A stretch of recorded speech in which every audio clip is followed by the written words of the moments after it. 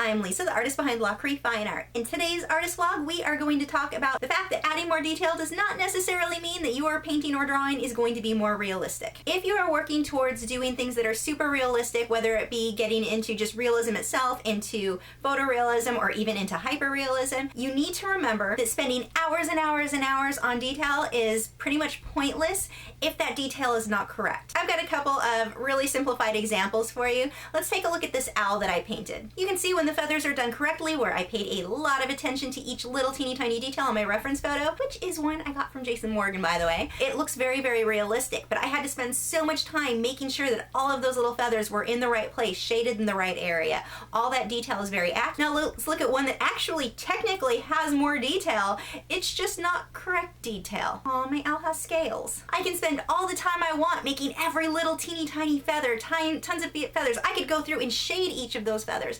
It doesn't matter because they're wrong. So no matter how much time I spend working on these feathers, they aren't done correctly, so it's not going to look realistic. And this goes for anything that you're doing. Looking at this dog, here's an Italian Greyhound that I did in graphite. Italian Greyhounds have very, very short, slick fur. So you're not going to spend time drawing in each individual fur. If you do, you end up with a wire-haired looking dog. So adding all of that detail didn't improve on the piece at all. It just was detail for the sake of detail, not for the sake of making it look more realistic. So you do need to understand that there is a big difference there. I just want to encourage you guys, spend a lot of time studying your reference photos if you're going for a super realistic look. Spending extra time on detail is pointless if that detail is incorrect. And when you are working on stuff that has tons of detail, and also little pro tip here, flip it upside down, work upside down for a while. Sometimes that makes it easier to look at the detail and see it as detail, not as I'm drawing random feathers all over the place. Flip it over so you're looking at the actual shapes and shadows. That's all I've got for you guys today. For those of you who've been asking to see slower time videos of my speed paintings and drawings,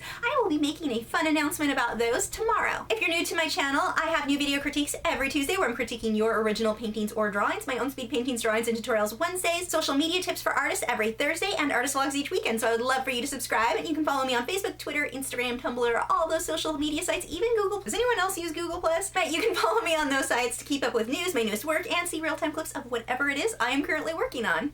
I'll see you guys tomorrow.